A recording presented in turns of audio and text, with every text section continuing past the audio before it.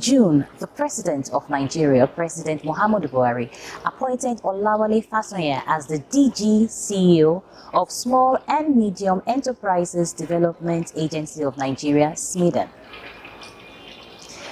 On this edition of The Exclusive with Kemi Ajmobi, he tells me about his vision, his goals as the new DG.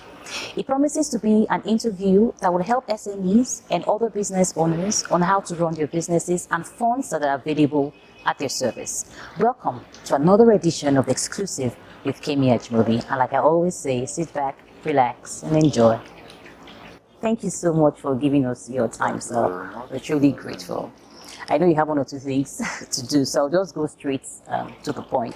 While I was going through the research on you, after you were appointed as a DG and CEO of SMEDAN, I found out that you've been one of the pioneers of SMEDAN. So take us through that process of being a pioneer and how you've also helped to build SMEDAN to what it is today. Yeah, thank you very much. You know, the agency came into being in 2003 with an act of the National Assembly.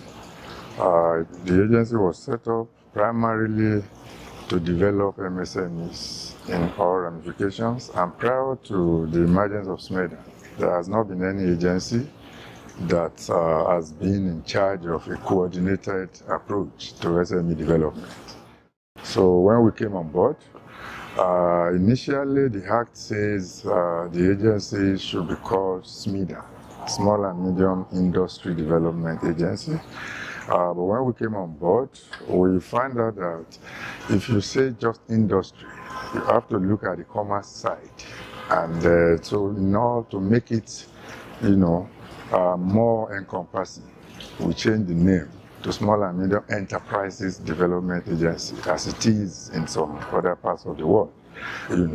I was part of it when we started, just 3 or 4 of us. We started in one room on a table like this, So, and we have been able to grow it to what it is today. The initial approach is to provide business information, and so we started by going to all the states to sensitize governors on the need for them to embrace SME development, because going by our initial statistics, we found out that the economy is actually running on SMEs, because if you look at the population of large businesses in Nigeria, they are not up to 1 million. So when we had the survey that says we have 41.5 MSMEs in Nigeria, out of that 41.5 million, the total number of even small businesses and big put together is not up to 2 million. So the rest are nano, what we can now call nano and micro small businesses. The medium ones are very few, the large ones are very few. So the agency now have the mandate to make sure that we now can hold a number of these small businesses, and majority of them operate informally.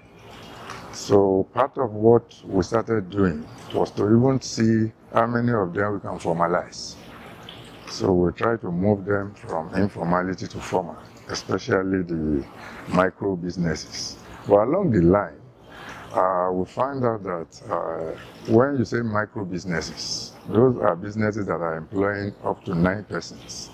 And we found out that it's too elastic. So we now came up with nano businesses, which are one-man businesses, because they are also in majority, when you look at it. So people employing just 1 person plus themselves.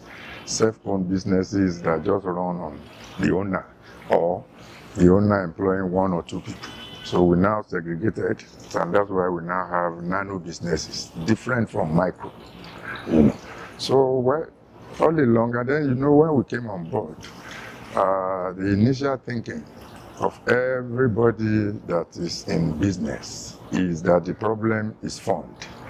But people don't think that it's not just about money. You need to build your capacity to run your business. Most people will start businesses and they die at infancy. People who are retired, they get their pension, They see their neighbors running a bakery. They also want to start a bakery because they see him riding cars. They don't know if his children are sending the cars to him. So most Nigerians do business by perception, so we want to fill that gap. So we concentrate more on building capacities, providing business development support services, and a host of other business information for people to start their business. So we also started in our offices what we call business clinic. So you can walk in and then talk to us so we can shape your mind towards a particular business. Or if you're already running your business, you can come in and then we diagnose the problems and we try to provide solutions. But it's been equivalent because most times we build people's capacity, they are not able to access funds. So it's a major issue. Yes. So along the line, we now started thinking of programs that can be inclusive of a little funding and capacity building. So in recent times, we have to roll out programs like the conditional grant scheme, where we assist the nano businesses with little fund. Is a grant, maybe not more than 50,000, 100,000, but it goes a long way for a one-man business. And then we have the matching fund program, where we match funds with funding agencies like banks. We bring some money, they also match with us, and then we now dictate the interest. And then we can actually write off the interest from our own counterpart fund. So we started this about 2 years now, and we are concentrating on agribusiness. So as an agribusiness owner, you can access between 2.5 and 5 million to inject into your business. Payback at very minimal interest rates, maybe maximum 6% or so. But we still run on government subvention. Our budget is solely from government. So we don't have big money to put. But I think we've been able to do, at least this year now, with the banks we are matching funds with. We have Bank of Agric, Fidelity, Jais Bank. We've been able to pull about 500 million, and the banks we on lend to beneficiaries. Nice. But as DG, are there initiatives that you intend to put to the fore? What are the things that you intend to do as DG that will be different from what your predecessor used to do? Yeah, over time, we now know exactly where the shoe pinches small business, like growing businesses. So, like I said, one of the major things is capacity. But now we don't want to continue doing just classroom kind of training and all that. So what I intend to put a lot of emphasis on, and I've briefed my staff, and we are currently training them to provide advisory services. There are a lot of people out there doing their business, but they don't have the requisite knowledge. So we will go out. We will make sure that we send out our staff. They will now be like extension officers who will visit you where you are doing your business, ask you questions, provide solutions, advisory services. It goes a long way. So if we now discover that, okay, your problem is funding, we identify a funding agent. And like I said, apart from the matching fund, we are also, before the end of the year, we want to experiment with a microfinance institution. We already have subscribers from the private sector. We have some BMOs like AWEP, Association of Women Entrepreneurs, NASME. They all want to have shares. So we are virtually ready. It's just for us to finalize the license with the CBN, and this we will do in the next few weeks so that we can also fund in a little way. And then when we take off, we are looking at getting some other funders, even internationally, to come and help us capitalize the bank. We are also talking to CBN to see what we can also do together to make sure that at least we fill the gap of access to funding. We are also training our staff to be able to assist SMEs put together bankable business plans. because most times this is the problem. Yes. Most of them, they don't really know what to do, so we'll be filling that gap. So, and they were approaching some states to start what we will call BDS volunteers, business development service volunteers that will train. So even a state government is ready to get some youth together, to train them, and then we ask state government to pay them stipends, so that will not come from us, but it's a way of taking the youth out of the street. So they too will be complementing us by going to provide advisory services to SMEs. So these are some of the initiatives, and then we also know that a lot of SMEs don't have where to practice what they know. They find it very difficult to get workspace. So we have 23 industrial development centers scattered all over the country. So we intend to use these industrial development centers to provide workspace for as many SMEs that they can take.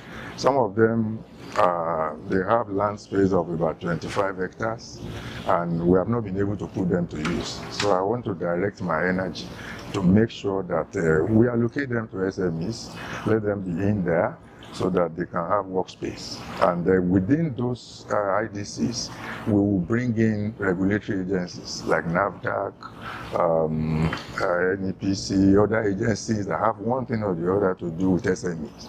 And we also intend to work with the science and tech to have incubation centers within those IDCs. So you can incubate your business and practice it there. We also have innovation hubs where young people can go to, use office space because they cannot afford offices. There are a lot of young people with bright ideas.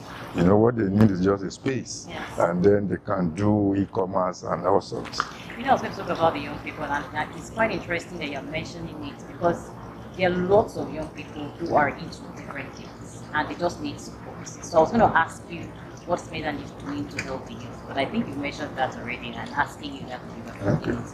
However, SMEs are open to cyber attacks because they're not really, especially the ones that are just starting up and not too good with how to work with the net and all of those things. What is SMEDAN doing to help to guide them against cyber attacks? Yeah, we are currently partnering with Google, and we're also partnering with Facebook to train a lot of youths, on cybersecurity and how they can run their business profitably online. So we are going to go to all the 36 states. I think just last week we had, about 200 youths. We trained them in Kano on cybersecurity, and we're working with NIDA to make sure that we put a lot of information out there on cybersecurity, especially as it relates to small and growing businesses. My next question would be, what are the initiatives and policies that SMEDAN is putting in place to help to ensure that SMEs enjoy growth in their businesses? Yeah, we have, currently we have a national policy, MSMEs, and that national policy prioritizes a lot of things. Unfortunately, this time around, we are working with development partners to make sure that that policy is seamlessly implemented.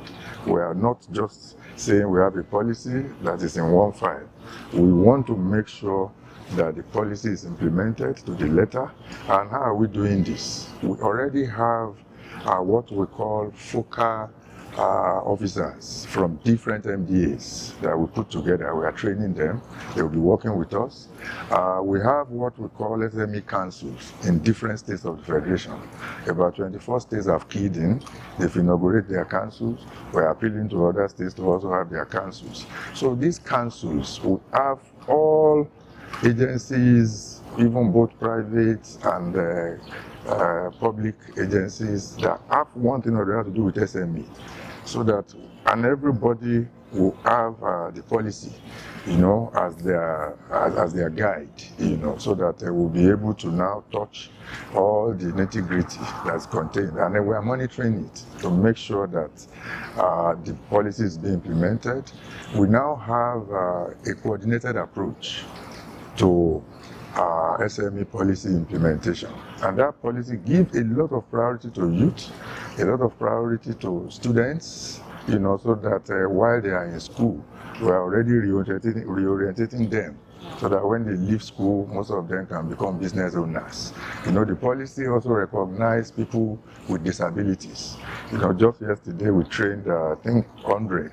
We couldn't do more than that because we intend to empower them. So we'll be moving on like that. And I even said yesterday that we are going to organize special fairs for PWDs because these people, they are disabled, but they are not mentally disabled. So some of them are producing wonderful products. So we want to showcase them and also see a way that we can open markets for them. We can get off-takers for their products, So these are some of the things we intend to do moving forward. With many organizations, there are challenges. So we're going to ask you, what are the challenges that SMEDAN is facing, and how are you rising above those challenges to ensure that it doesn't affect, the carrying on of work to help? Well, you cannot run away from challenges. There are a lot of challenges confronting small businesses, especially in Nigeria. Level of insecurity is one issue. Infrastructure, most times SMEs go through a lot. And that's why they are not as competitive as some others in other climates, because they have to provide their own water, at times provide their own road to where their business is. They have to provide electricity for themselves. So all these things, by the time they invest in these things, it's already eroded into their capital outlay. So, but some of these things are beyond our control. And that is why we are now focusing on clusters of businesses and trying to form SMEs into cooperatives where we try to assist them. For example, we have a program called One Local Government, One Product. We've been to virtually all local governments and we are still going. We are still getting people, we put them together as a cooperative. We identify machines that can automate what they are doing, especially if they are in the same value chain of business. And then we give them a little capital, So if we identify machine, for example, if you are producing groundnut oil, maybe you are doing 10 gallons a day. We look at machines that can make you produce 20 gallons. And then we train you. And then we provide machine and we write off 30%, we pay back 70% so that we can help other people. So these are some of the things we are doing to, confront the issue of infrastructure and other things that are outside our control. And the issue of workspace, like I said, we're also trying to see how we can provide workspace for SMEs. I remember I was having a conversation with you before you started, and I said one of the things that you're passionate about is unemployment and finding a way to ensure that people are employed. And one of the things that COVID had caused is that a lot of people lost their jobs and a lot of businesses also suffered. In what ways are you helping to encourage employment, and what is SMEDAN doing about this? Well, most of this our youth program is actually to encourage employment. We have a particular program that we call National Business Skills Development Initiative. So what we do there is that we bring youths together, we train them, and we give them starter packs. And then we now monitor them thereafter. So if we give you a starter pack, maybe within 6 months, you are able to now enlarge your business, you'll be able to employ 1 or 2 persons, And that is why I said we'll also deploy officers to visit them, to try to help you solve some of your problems, The issue of funding, which I told you is major, we are putting a lot of attention to see how to attract funds for SME, to see where they can access funds at single-digit interest rates. We just recently also were working on a portal called Credit Information Portal for SMEs, so that when you go on that portal, you'll be able to know which funding windows are available with banks, at what interest, and how can you access it. And we can assist you. In fact, our intention is to get banks to key into the portal, so you can actually apply through that portal. And then we follow up for you to make sure that you access funds. But these days, a number of banks have also approached us that they have SME-friendly loans, that they don't really require collateral. I know recently IBTC, Fidelity Bank, came to us, and we're going to partner with them to make sure that SMEs are able to have information, because most times the problem is even information. So we are also making sure that in all our 36 state offices and the FCT, we have business information centers and SME clinic, like I said. So those people will be providing information to you. If your problem is NAFDAC number, we'll provide information and we'll link you up and we'll follow up so that it doesn't take you a long time to get your NAFDAC certification. So if we now are sure that your problem is funding, we will know where we refer you to. If it is not within those initiatives that we're also complementing funding with capacity building. Thank you so much, Mr. Olawale Fasanya. It's been really nice speaking with you. But before you go, I want you to look at the camera. Which of the cameras are you looking at? This one? And then just, speak to that person who has a business and is struggling, or that person who has been in it for a long time and is experiencing issues. What is SMEDAN out to let people know? And what would you want to say to them also? Yeah, well, what I will start by saying our slogan, which is think big, but start small. Most people think until they have millions before they can start a business. No, but that is not the usual case. And then if you are running your business, you are having issues, you can reach out to us. We are going to provide you advisory services and guide you so that within a little time, you overcome some of your business challenges. Thank you very much. Thank you so much, sir. We're honored to have you, like I said earlier, and we wish you the best in your new office, and we trust that you will perform beyond the words and put actions to it, because we're seeing that already, and we trust that when next we see you, we'll be hearing more stories of the amazing things that you have done through SMEDAN. So thank you very much. Thank you. It's been a very revealing interview with the DG CEO of SMEDAN in person of Mr. Olawale Fasanya, and we look forward to hearing more from him as time goes by in his new office. Thank you for being a part of the exclusive with Kemi Ajimobi. I'll be back again real time, real soon, with somebody else who will be sharing the story with us and telling us more about what they're doing in their respective offices. Take care.